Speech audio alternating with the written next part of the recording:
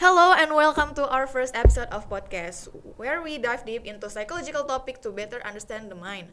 Today we're going to explore a common mental health issue that may of us experience at some point in our life, which is anxiety.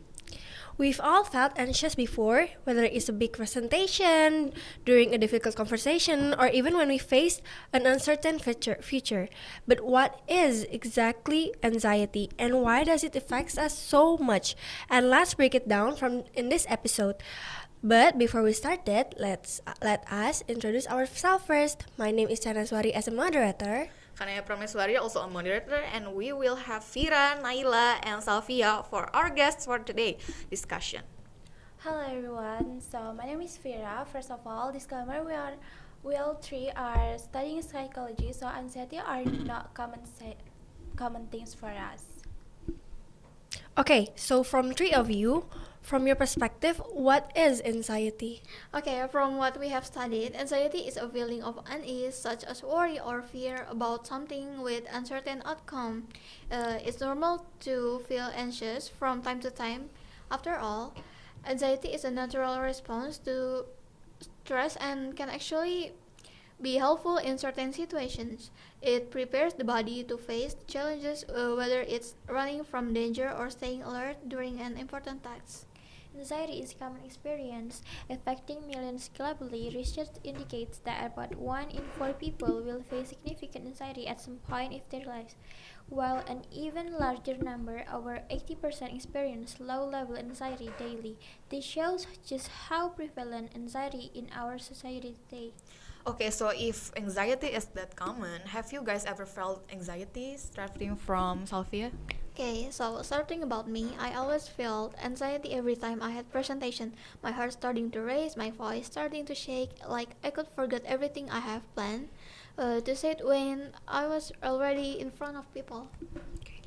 Yeah, I feel that too. I really am an anxiety person. Every time I enter a new place like a new school, always feel like all eyes are looking at me in a scary way. This makes my heart beat faster, so it feels like the pounding is going up towards my head, which ultimately make me dizzy and my breathing becomes congested and frequent. Sometimes I end up limp, unconscious, or vomiting at new places. Oh, that's another level of anxiety. What about you, Vira?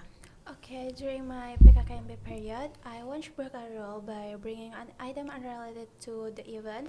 On the day before the closing of PKKMB during lunch, the disciplinary team or TDK gave name tags with a letter on them such as A, B, C, D, E, F, or G. And I was given a tag with letter C during lunchtime while I was eating.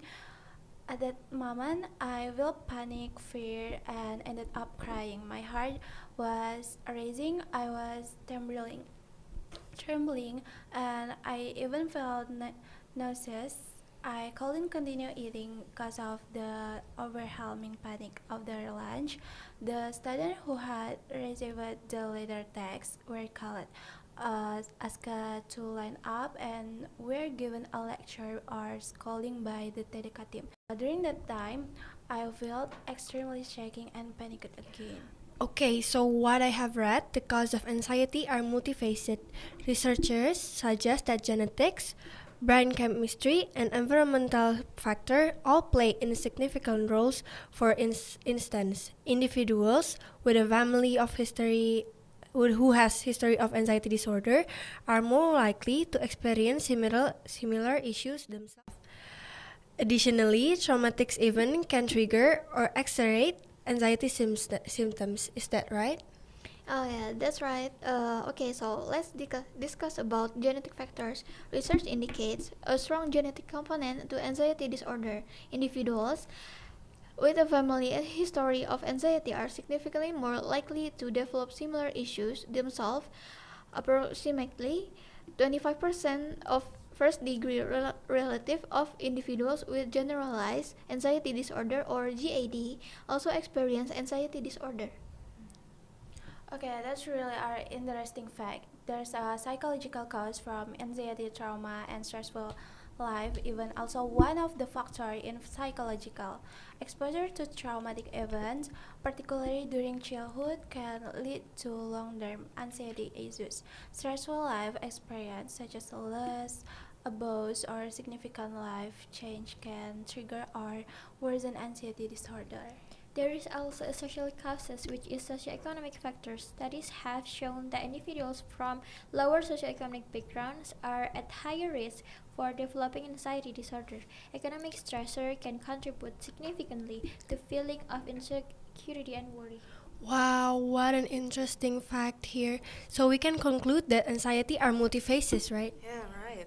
Okay, there's also four type of anxiety, which is the first one is generalized anxiety disorder or GAD is characterized by excessive worry about various aspects of life, and the second is panic disorder involves recurrent panic attacks leading to persistent fear of future attacks. The third is social anxiety disorder is a fear of social situation that may lead to embarrassment or judgment. And the last one is specific phobia is a intense fear of specific object or situation. Wow, I just knew about that. So, what are the coping strategies for anxiety?